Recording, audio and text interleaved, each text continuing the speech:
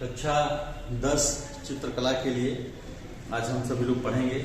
सभी कक्षा 10 के जितने छात्र छात्राएं हैं, चित्रकला में सबसे महत्वपूर्ण रोल होता है रंग का। आज हम रंग के बारे में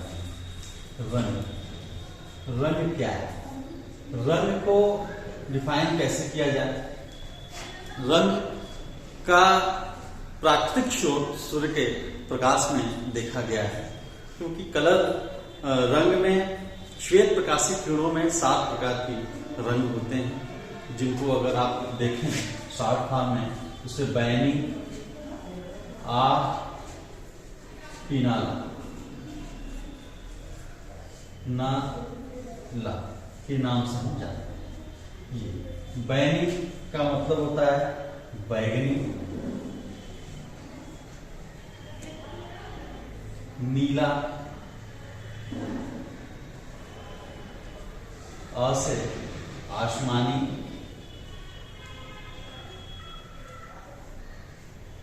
से हरा, पीला और ना से नारंगी, ला से लाल। ये प्राकृतिक रूप से ये सूर्य के प्रकाशित किरणों में ये 7 रंगों का विभाजन होता है, इसको हम इस तरह से जानते हैं। दूसरी तरीके से अगर हम देखें रंग को कला के रूप में, हम किस तरह से इनका प्रयोग देखते हैं कि जब भी हम किसी तरह का आलेखन बनाते हैं तो रंगों का उसमें महत्वपूर्ण योगदान होता है, क्योंकि उन्हें हम उचित रंगों के माध्यम से जब तक रंगेंगे नहीं तब तक वो पूर्ण रूप से वो हमारा रचना नहीं होता है। तो रंग के ये प्रकार हैं जो सूर्य में प्रकाशित किरणों में, श्वेत प्रकाशित किरणों में ये स्वतंत्र रूप से इस तरह हमें प्राप्त होता है। लेकिन हम कला के माध्यम से यदि हम समझेंगे तो रंगों के प्रकार कितने प्रकार से रंग होते हैं, ये विज्ञान के माध्यम से था। अब रंगों के प्रकार इसी में हम आगे बढ़ा देते हैं। रंगों के प्रकार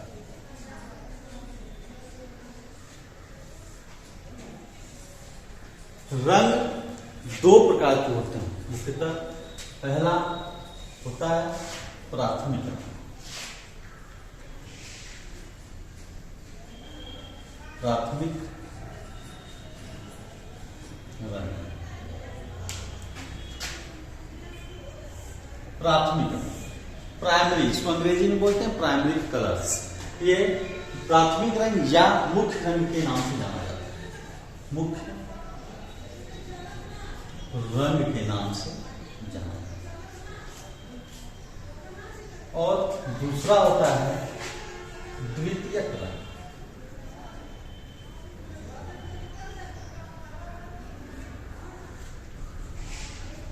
द्वितीयक रंग या इन्हें गौण रंगों के नाम से भी जाना जाता है। गौण रंगों के नाम से भी जाना जाता है। ये इस तरह से प्राथमिक रंग या द्वितीयक रंग, सेकेंडरी कलर्स, 2 प्रकार के ये रंग होते हैं। प्राथमिक रंग क्या है? प्राथमिक रंग वे रंग होते हैं जो पूर्णतया स्वतंत्र होते हैं। प्राकृतिक रंग क्या होते हैं? वे रंग होते हैं जो पूर्णतया स्वतंत्र होते हैं, ये किसी की सहायता से नहीं बनते। जैसे और प्राकृतिक रंग 3 प्रकार के होते हैं। नंबर 1 लाल, नंबर 2 नीला और नंबर 3 प्रकार के ये रंग होते हैं, लाल, नीला और पीला। ये जो रंग होते हैं किसी की सहायता से नहीं बनते, ये रंग पूर्णतया स्वतंत्र होते हैं। और द्वितीयक रंगों में हम जब जाते हैं तो यहाँ पर देखा जाता है कि द्वितीयक रंग या गौण रंग होते हैं वे रंग जो प्राकृतिक रंगों की सहायता से मिलकर बनते हैं। ये कितने प्रकार के होते हैं? ये 3 प्रकार के होते हैं। नंबर 1 हरा, नंबर 2 बैगनी,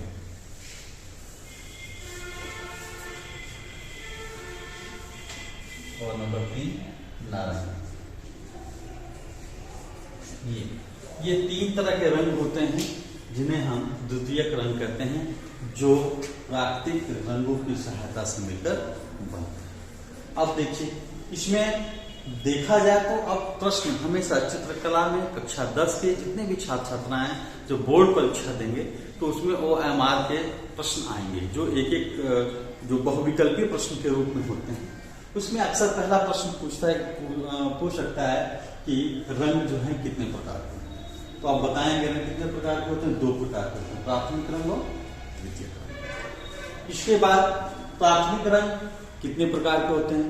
प्राथमिक रंग 3 प्रकार के होंगे, लाल है, नीला है और पीला है। इन जब रंगों को 3 प्रकार के ये रंग हो गए, और द्वितीयक रंग कितने प्रकार के हैं? हरा, बैंगनी और नारंगी। अब ये 3 रंग ये और 3 रंग ये, तीनों को अगर मिला देंगे 3 ये और 3 ये तो 6 प्रकार होगा। तो एक प्रश्न आता है कि आदर्श रंग कितने प्रकार के होते हैं? तो आदर्श रंग कितने प्रकार के हुए? 6 प्रकार के। तो अब इधर थोड़ा हम लोग इधर देखेंगे कि हरा रंग में क्या मिलाया जाए। तो हम जब नीला में ये नीला में जब हम पीला मिलाएंगे तो कौन सा रंग बनेगा हमारा? हरा रंग। बैगनी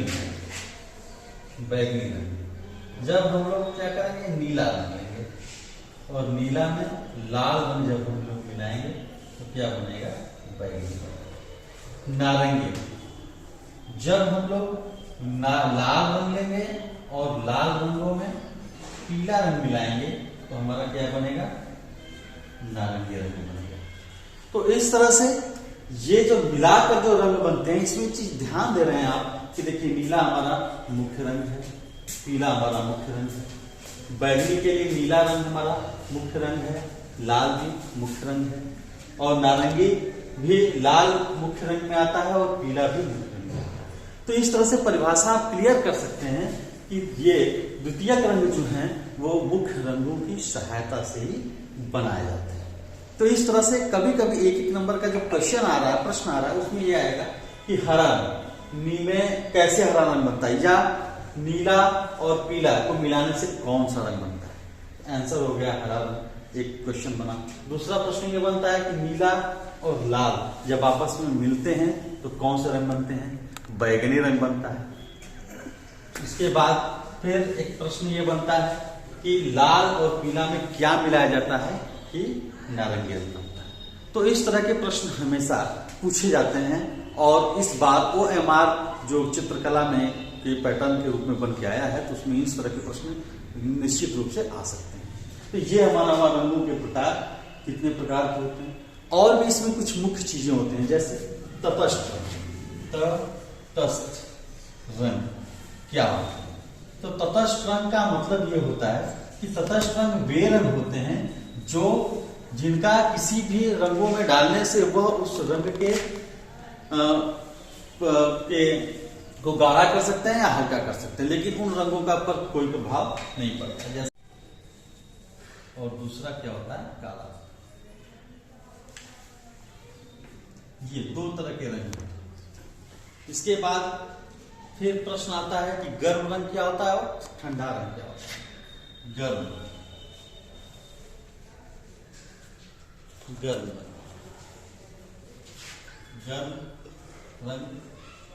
रंग वे रंग होते हैं जिन रंगों में लाल रंगों का समावेश हो। लाल या लाल से वो मिलकर बनता हो। लाल नारंगी, ठीक, इत्यादि जितने भी रंग। इसके बाद ठंडा रंग,